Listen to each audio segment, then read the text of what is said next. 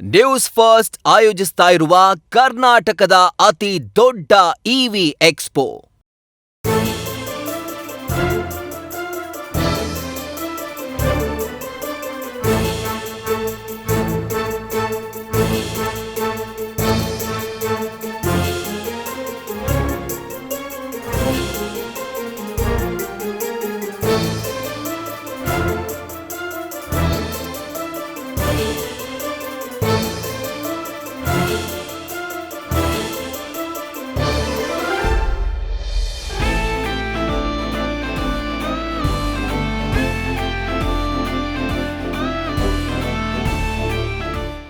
ಈ ದಿವಸ ಕಲಬುರಗಿ ನಗರದ 2 ಪೊಲೀಸ್ ಠಾಣೆಯಲ್ಲಿ ಜರುಗಿದ ಉತ್ತಮ ಪತ್ತೆ ಕಾರ್ಯದ ಬಗ್ಗೆ ತಮಗೆ ತಿಳಿಸಲಿಕ್ಕೆ ಪತ್ರಿಕಾಗೋಷ್ಠಿಯನ್ನು ಕರೆದಿದ್ದೀವಿ.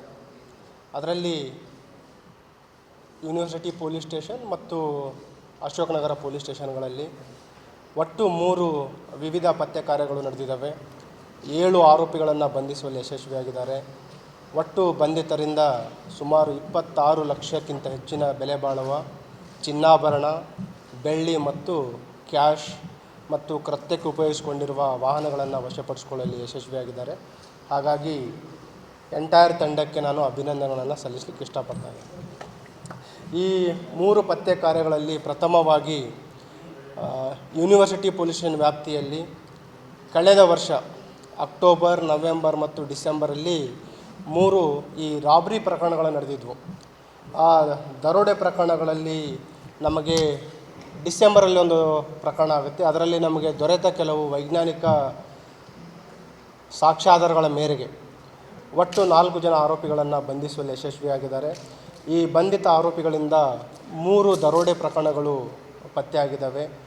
ಬಂಧಿತರಿಂದ ಏನು ಅವರು ಅಪರಾಧ ಮಾಡಿದರು 40 ಗ್ರಾಮ್ ಗೋಲ್ಡು ಮತ್ತು ಅವರು ಕೃತ್ಯಕ್ಕೆ ಬಳಸಿರುವ ಪಲ್ಸರ್ ವೆಹಿಕಲ್ ಮತ್ತು ಒಂದು ಕ್ರೇಟಾ ಕಾರ್, ಹೀಗೆ ಒಟ್ಟು ನಿಯರ್ಲಿ 12,25,000 ಬೆಲೆ ಬಾಳುವ ವಸ್ತುಗಳನ್ನು ಅವರು ವಶಪಡಿಸ್ಕೊಂಡಿದ್ದಾರೆ. ಈ 4 ಜನ ಆರೋಪಿಗಳ ತಮಗೆ ಡೀಟೇಲ್ಸನ್ನು ಪ್ರೆಸ್ ನೋಟಲ್ಲಿ ಕೊಟ್ಟಿದ್ದೀವಿ. ಇವರ ಮೇಲೆ ಈಗ ನಾವು ಪರಿಶೀಲನೆ ಮಾಡ್ತಾಯಿದ್ದೀವಿ, ಹಳೆಯ ಪ್ರಕರಣಗಳು ಎಷ್ಟೆಷ್ಟಿದಾವಂತ. ಈ ಕೆಲವು ಅಪರಾಧಿಗಳಿಗೆ ಲಾಸ್ಟ್ ಇಯರ್ ಇವರು ಅರೆಸ್ಟ್ ಮಾಡಲಿಕ್ಕೆ ಬಂದಾಗ ಕರ್ತವ್ಯಕ್ಕೆ ಅಡ್ಡಿಪಡಿಸಿದ್ದಕ್ಕೋಸ್ಕರ ಅವ್ರ ಮೇಲೆ ಪೊಲೀಸ್ ಫೈರಿಂಗು ಮಾಡಲಾಗಿತ್ತು ಒಬ್ಬ ಆರೋಪಿಯ ಮೇರೆಗೆ. ಅದರಲ್ಲಿ ಇವನು ಸಹಚರರ ಮುಖಾಂತರ ಆಪ್ರೇಟ್ ಮಾಡಿ ಅಪರಾಧಗಳನ್ನು ಮಾಡಿಸ್ತಾ ಇದ್ದ.